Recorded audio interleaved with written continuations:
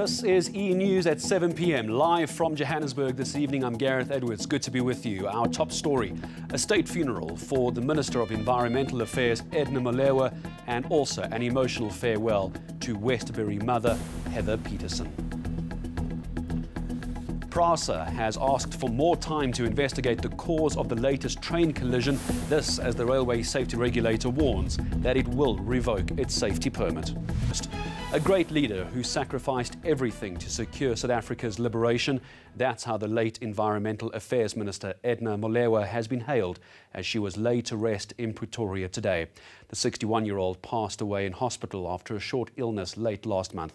Masego Ratlaga attended that funeral. Military officials say they were honoured to accompany Edna Molewa to her final resting place. When this moment arrives, her children can no longer hide their pain. One of them shares how hard it will be that she won't be around to witness the birth of a grandchild. I am expecting my first child next week. Her name will be Onalina. Onalina would love to meet her grandmother, and I know you are looking forward to meeting her too. I'm going to look at her every day and she'll remind me of you. I'll teach her everything you taught me and tell her about her powerhouse of a grandmother. Then it's time for Molewa's mother, Nana Meti, to bid her final goodbye.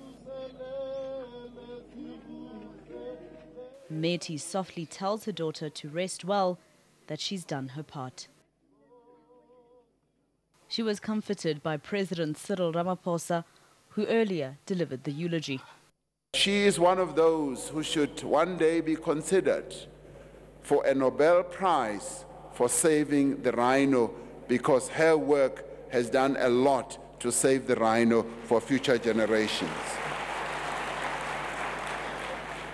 It is testament to her hard work that the environmental programs of the expanded Public Works Program, the EPWP, continue to be amongst the most successful, not only in South Africa, but in the world.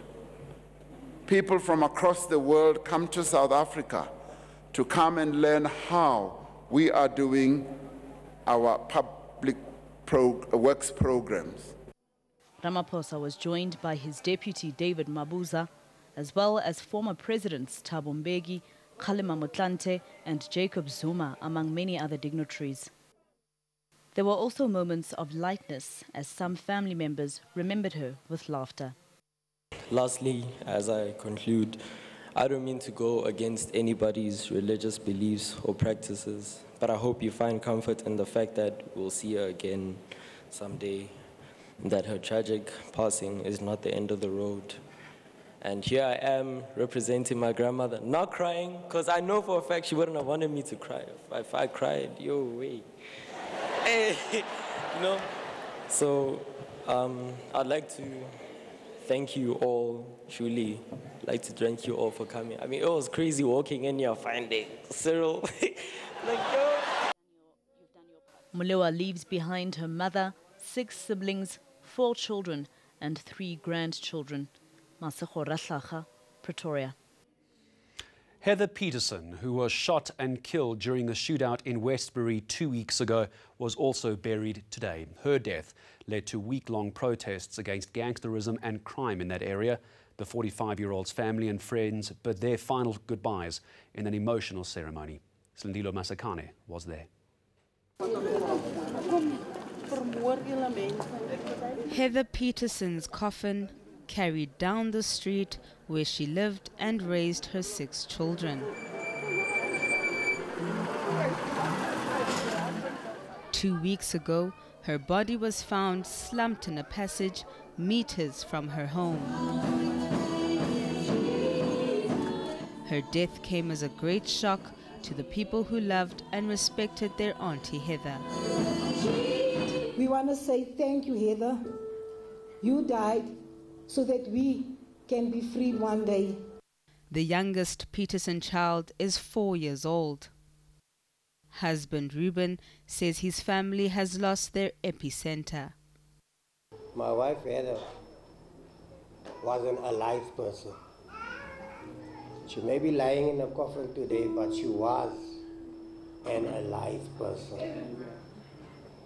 She was a people's person. She was a person that always had a smile on her face. Very strict at home, a no-nonsense mom, but a loving mom.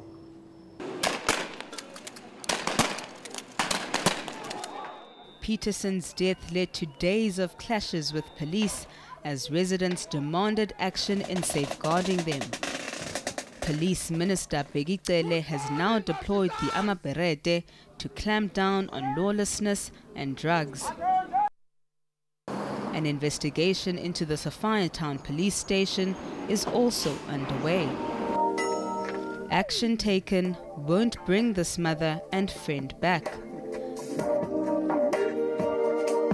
But as they weep, her family says they also know that her life mattered. Heather Peterson mattered. Slindalo Masigan, Westbury in Johannesburg. The Passenger Rail Agency of South Africa has confirmed that it is set to lose its safety permit. The rail safety regulator has delivered a warning letter. This was yesterday. It was giving PRASA 2 hours to give reasons why that permit should not be revoked. This comes after the collision of 2 trains on Thursday near Van Riebeek Station in Kempton Park. PRASA says it's still investigating the accident, which happened 2 days ago, and has asked the regulator to reconsider its deadline. It also says manual authorization in train operations takes place because of cable theft and other criminal activity that does often affect signalling equipment. Well, the Energy Department's Independent Power Producer Programme is upsetting unions. Dozens of workers have marched to Parliament demanding that government address their concerns. Leanne Jansen was there. Just more than 100 members of the SACP, the NUM and COSATU have joined forces for a march to Parliament. Their grievances, power purchase agreements and independent power producers signed off for Eskom. The unions say the agreements will have dire implications not only for workers but also for ordinary South Africans. The reason for our displeasure with the Department of Energy is the signing of power purchase agreements and forcing them at Eskom at a time when Eskom cannot afford to even pay its debt at a price that cannot be justified. A unit of electricity being purchased by Eskom from the IPPs in excess of 216 cents, while Eskom sells the very same electricity to the consumers at an average of about 85 cents. This is plummeting Eskom into a deeper financial crisis by the Department of Energy, and it's a self-inflicted financial loss to benefit the private and the few individuals that are owning the IPPs. They say the action will only intensify if government does not heed the call of South Africans. Struggles like this cannot be resolved and answered at a fingertip. We understand the hurdle that is ahead of us, and we are prepared. We are prepared to continue, because if we stop or surrender, we will have no Eskom tomorrow, and we will have no country tomorrow. A country whose debt is close to or above 50% of its GDP. Eskom, whose debt is rising and is struggling to pay, cannot be allowed to continue signing more PPAs. And moreover, the IRP draft that is there must be revised. It's very unrealistic, and in fact, it must be put on ice, and the subjective views on whoever is advising the Minister of Energy must be crushed and be discouraged. Leanne Jansen, Parliament. The Economic Freedom Fighters has held its provincial elective conference in Pietermaritzburg, KwaZulu-Natal. The party says it is encouraged by the growing numbers of its members in KZN. Party spokesperson Mbuyiseni Ndlozi says they plan to capture even more votes there in the 2019 general elections. KwaZulu-Natal EFF has launched over 90% of branches across the province, in all the wards of the province. So for each and every region to go into a regional People's Assembly, which is a regional elective meeting, elect its leadership, it must have first launched 90% of the branches. That means we've got at least 100 paid up members in each and every ward of the 90% of the wards of KwaZulu-Natal. And that's a proper base. That's a proper collective of activists. And that was not the case in 2014. It is the case as we go into 2019. That's growth. Coming up after the break, Zimbabweans queue for hours due to a shortage of fuel as the country continues to battle with an economic crisis.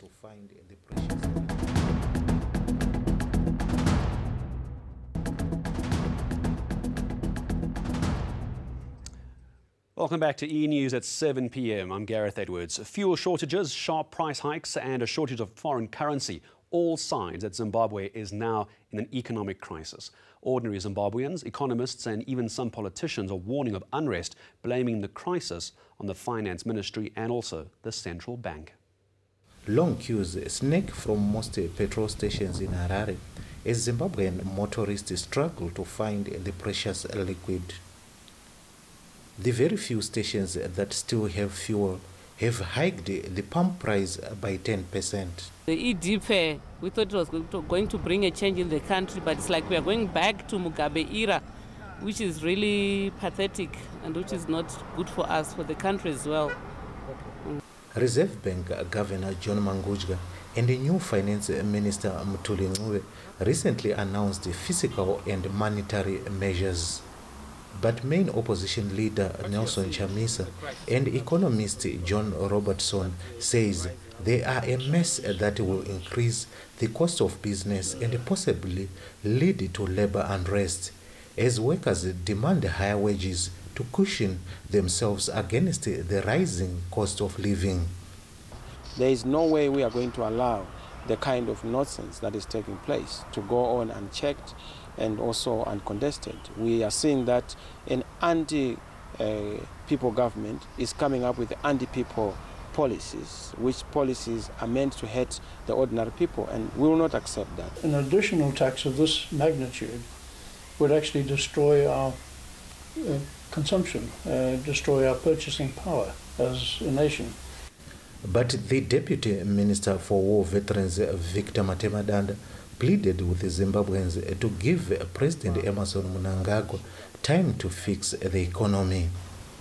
When one is appointed to lead a critical ministry like finance, he would not take decisions that will go against the reason and purpose of appointment. So I think the underlying is good, but it is not understood. The Finance Ministry announced a raft of measures that will allow bank depositors to hold separate accounts for the United States dollars and Zimbabwe bond notes for the first time since 2009. The government introduced the surrogate currency bond notes in 2016 after shortages of dollars. Pindai Dube, Harare, Zimbabwe. Let's bring you news from even further afield now. The ongoing conflict on the Gaza-Israel border is stirring up friction beyond Palestinian protesters and Israeli forces. Now we have right-wing Israelis that have begun attacking left-wingers, while pro- and anti-Palestine activists are also at odds. At least 180 Palestinians have died during protests against Jerusalem's blockade of the Gaza Strip in the past 5 months. And that standoff continues to escalate. After the break, we'll have your weather details, and then South African artists make a splash at a contemporary African art fair in London.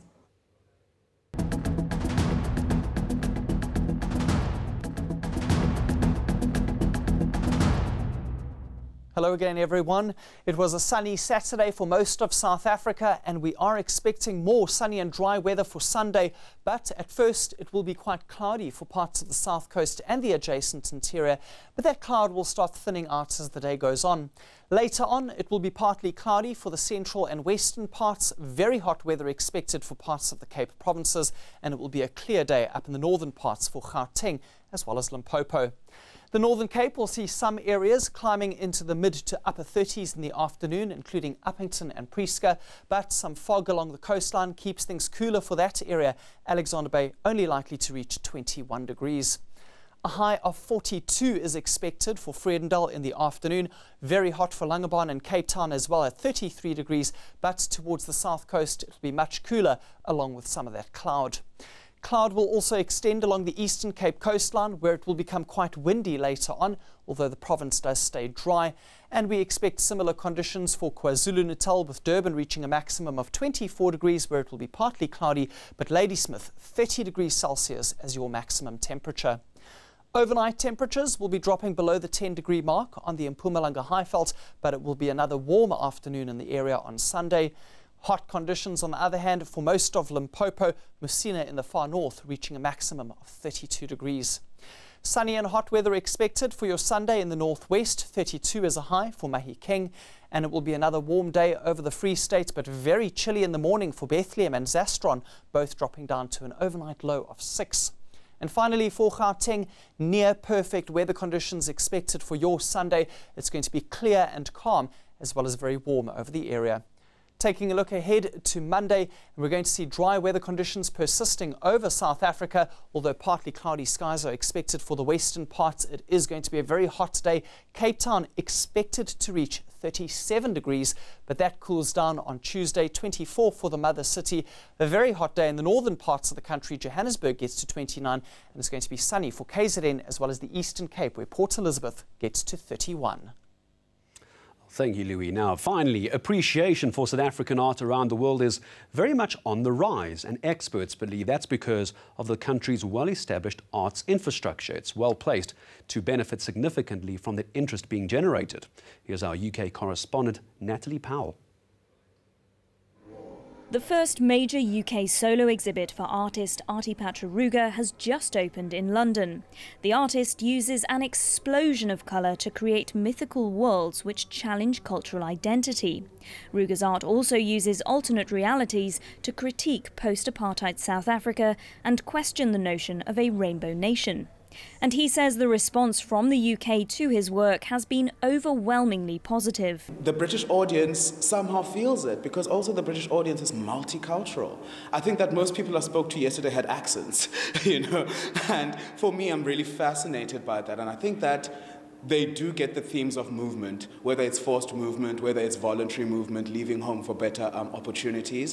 The interest in South African art from abroad is so significant that this sculpture by Western Cape artist Emma Willemse greets many visitors as they walk into this arts fair in London.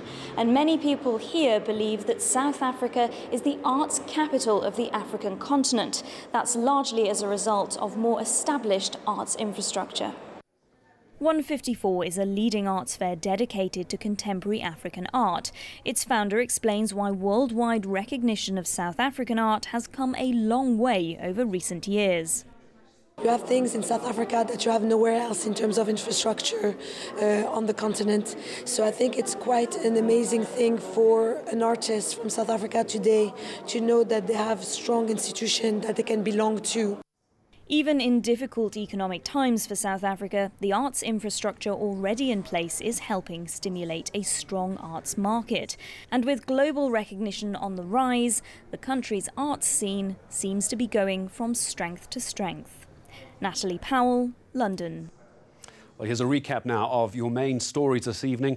A state funeral for Minister of Environmental Affairs Edna Molewa, and also an emotional farewell to Westbury mother Heather Peterson taking place today. My thanks to the team behind the scenes. From me for this evening, it's good night. Bye-bye.